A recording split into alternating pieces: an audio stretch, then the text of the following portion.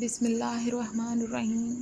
شروع اللہ کے نام سے جو بہت مہربان نہایت رحم کرنے والا ہے۔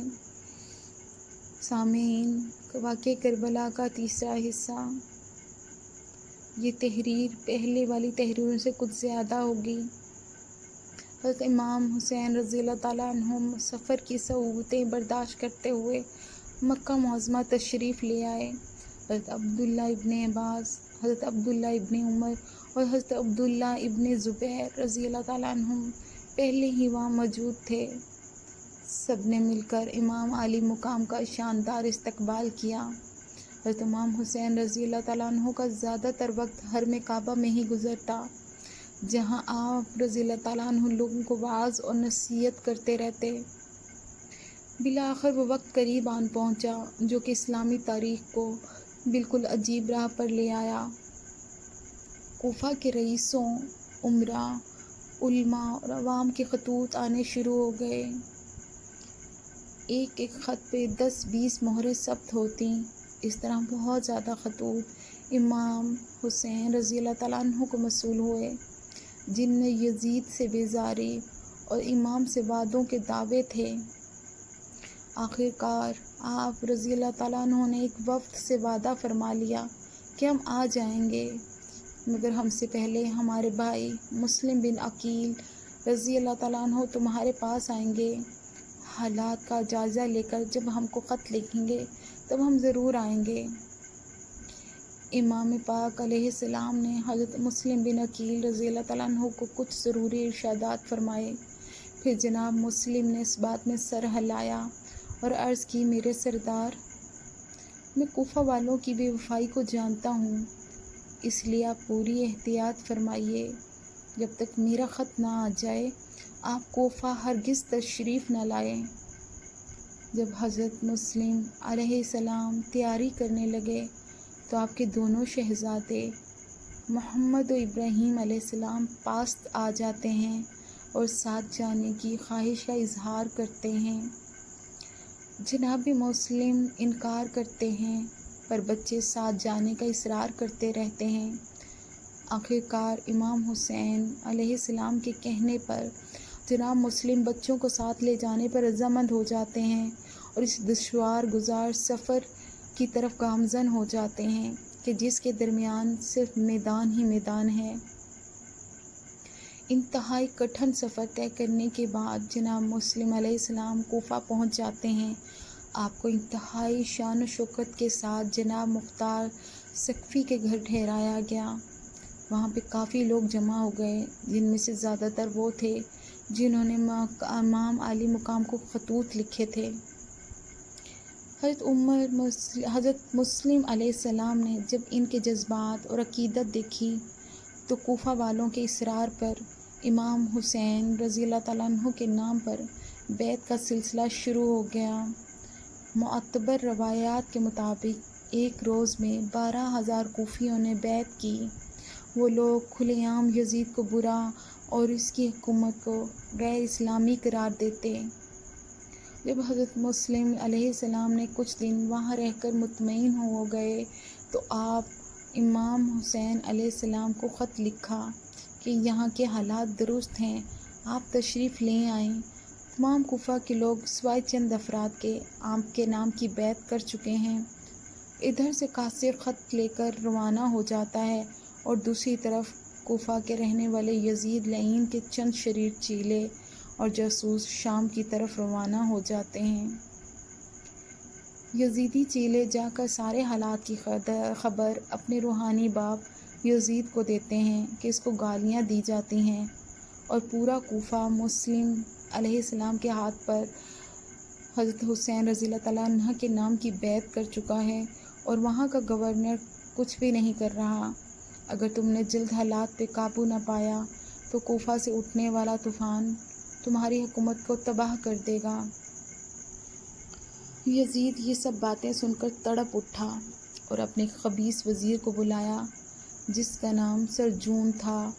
اس نے معاملہ پوچھا تو یزید کہنے لگا کہ کوفہ والے حسین کے نام پر مسلم کے ہاتھ پر بیعت کر چکے ہیں۔ سرجون بولا، کوئی بات نہیں، کوفہ والے موم کی ناک ہیں، انہیں جو چاہے جس طرف چاہے موڑ لے، تھوڑی سی سیاست کی ضرورت ہے۔ اس نے مزید کہا کہ بصرہ کے گورنر ابن زیاد کی طرف ابھی خط لکھواؤ اور اس کے لفافے میں ہی کوفہ کے گورنر نعمان بن بشیر کی معزولی کا حکم نامہ بھیج دو۔ ابن زیاد کو لکھو کہ خط ملتے ہی بصرہ کے کسی متعمد کو عامل بنا کر کوفہ چلا جائے اور وہاں جاتے ہی وہاں کے گورنر کو معزول کر کے کچھ چارج سنبھالے اور کوفہ والوں کو ہر طرح سے قابو میں کر لے۔ لالچی آدمیوں پر خزانے کے منہ کھول دو اور محبان اہل بیت پر تشدد کرو۔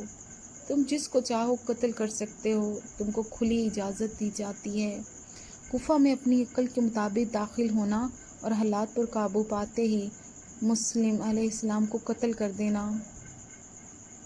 ابن زیاد کو خط پہنچا دیا گیا۔ وہ خوشی سے پھولا نہیں سما رہا تھا۔ اپنی جگہ پہ اپنے بھائی کو بٹھایا اور کوفہ کی طرف نکل پڑا۔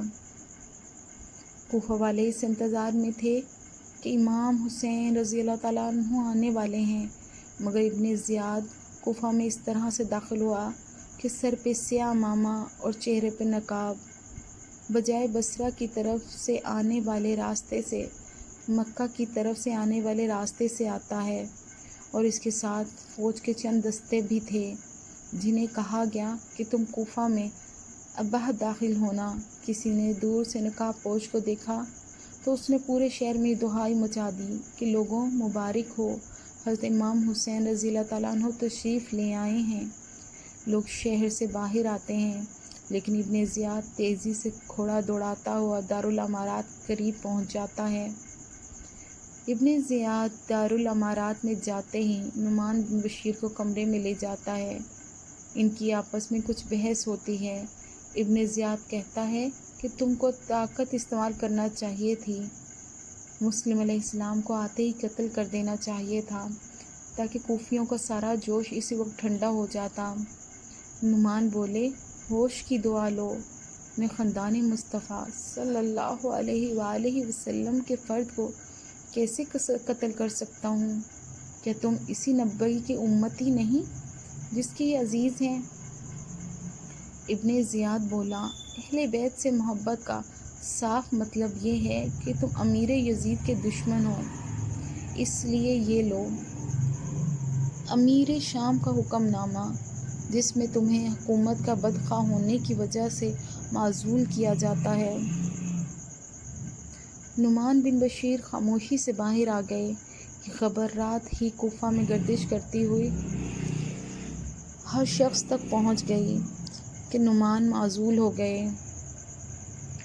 ابن زیاد صبح کوفہ کے چند بندے خرید کر مکمل آگاہی حاصل کرتا ہے اور پھر کچھ اور لوگوں کو خریدنے کا کہتا ہے۔ کئی کام کے آدمی خرید لیے گئے۔ گفتگو میں نرمی پیدا کر کے لوگوں کو امن اور ساتھ ہی بد امنی کے نتائج سے دیے لہجے میں آگاہ کیا گیا۔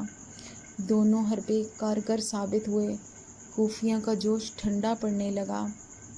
اب لوگ امام کی حمایت کا تو ذکر کرتے مگر یزید کے خلاف بھی نہ بولتے۔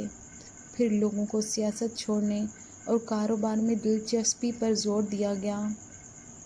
آخر کیا ہوا؟ جہاں لوگ حضرت مسلم کے پیچھے ہزاروں کی تعداد میں آتے، اب وہاں تعداد بھی کم ہو گئی اور ہر نماز کے بعد اپنے کاموں میں مشغول ہو جاتے۔